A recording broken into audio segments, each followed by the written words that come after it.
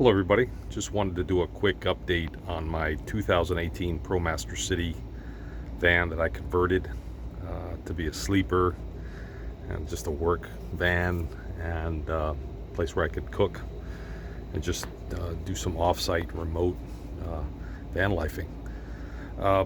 Since my last post, not much has changed in the electrical system. I still have, it's very sunny Florida day, so hard to see. I still have the 100-watt solar panel on the roof, and under the solar panel I've got a vent hole where my Maxxair fan just pushes out exhaust at night. I did install a 12-volt cutoff switch that I keep, that I've figured out the sweet spot. Since with a load, I never want it to get down below 11.5. With the load, that's about 11 volts based on what I'm consuming. And it works great. Haven't had any kind of issue, and I'm able to run endless refrigeration in my Alpi Cool.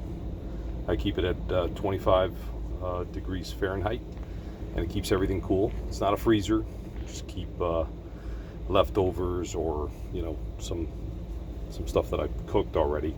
Really try not to keep raw meat in there for a few days. It's kind of an obstacle, because then you've got to keep it like a freezer, and it's kind of a tiny space, but it works great.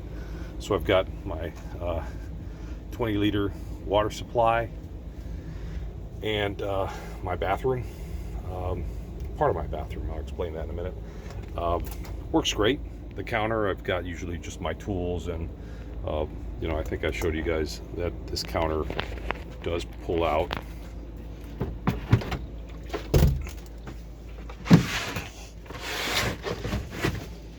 So you got kind of like a counter for cooking and whatnot. This mechanism slides into the inside to be a desk, a very cozy desk. I'll show you in a minute. And by the way, I mean, the van with decent amount of sun, and I frequently go in there to just turn the AC on to just chill out or whatever.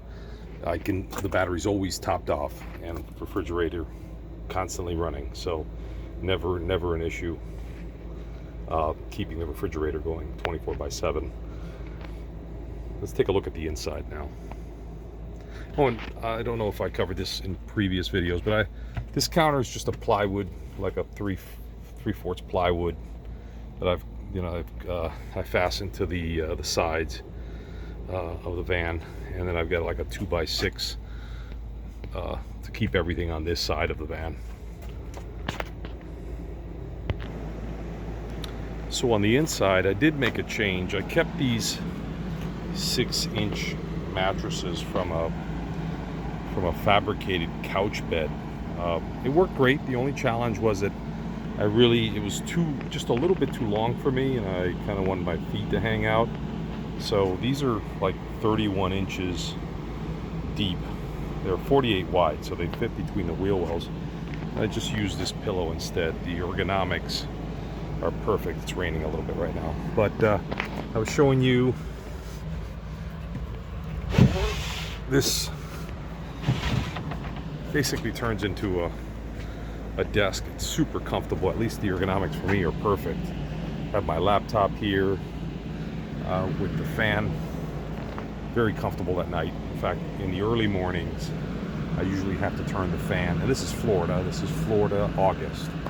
I usually have to turn the fan to low in the mornings when I take my trips up to Central Florida, down here in South Florida, where it's a little bit more muggy and balmy. I've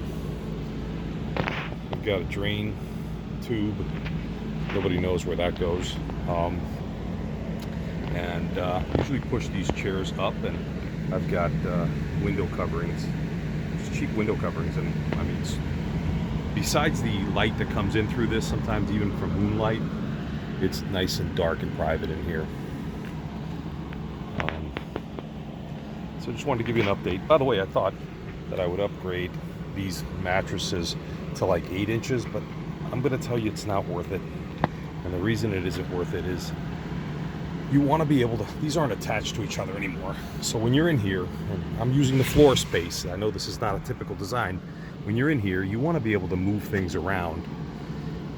You start getting into like 10-inch mattresses here, or mattresses that are attached full length or whatever. It's impossible.